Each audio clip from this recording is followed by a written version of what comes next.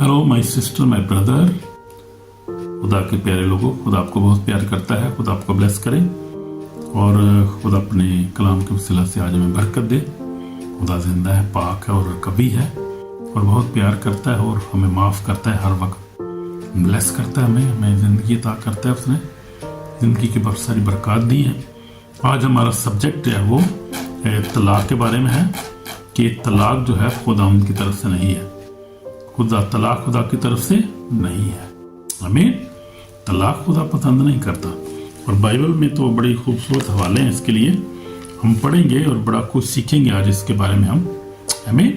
तलाक के बारे में खास तौर पे हम सीखेंगे और पहला जो हवाला हमारा है वो देखेंगे। मलाकी जो है, मलाकी की किताब जो है वो पुराने अहदनामे में लास्ट बुक है और ये है पेज नंबर 980 है और ये न्यू किंग जेम्स वर्जन में बाइबल में हम देखेंगे मलाकी दूसरा बाब और उसकी 13 से पढ़ेंगे। फिर तुम्हारे माल के सबसे खुदाम के मजहब पर आहो नाला और आंसुओं की ऐसी कसरत है कि वो ना तो तुम्हारे हदिये को दिखेगा ना तुम्हारे हाथ की नज़र को खुशी से कबूल करेगा। तो भी तुम कहते हो क्या सबब है?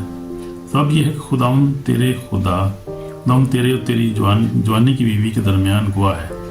तूने उससे बेवफाई की है, अगरचे वो तेरी रफीक और मनकूहा बीवी है। क्या उसने एक ही को पैदा नहीं किया? बावजूद उसके पास और वह मौजूद थी। फिर क्यों एक को पैदा किया? इसलिए खुदा तरस नस्ल पैदा हो। बस तुम अपने नफ्स से खबरदार हो, क्योंकि अपनी जवानी की बीवी से बेवफाई ना करे। कोई अपनी जवानी की बीवी से बेवफाई ना करे। आमीन। क्योंकि खुदा इस्राएल का खुदा फरमाता है, मैं तलाक से बेजार हूँ। किससे? तलाक से बेजार हूँ। और उससे भी जो अपनी बीवी पर जुल्म करता है, यानी उसको मारता है, जुल्म करता है। रब अल-फाज फरमाता है, इसलिए तुम अपनी नफ्स से खबरदार हो ताकि बेवफाई ना करो। बड़ा खूबसूरत हवाला है और मुझे भी एक टाइम आया था, मुझे भी इस पे देखना पड़ा और मुझे बहुत बरकत मिली इस हवाले के वसीला से, क्योंकि ये हर एक इंसान में, अक्सर लोगों में 99% जो आजमाइश बहुत ज़्यादा होती है लोगों के अंदर। और बहुत सारे लोग जो हैं वो क्या करते हैं, वो दूसरी शादी के बारे में शुरू करते हैं, कई तलाक देना चाहते हैं और ये बहुत, लेकिन हम थोड़ी डिटेल इसमें देखेंगे।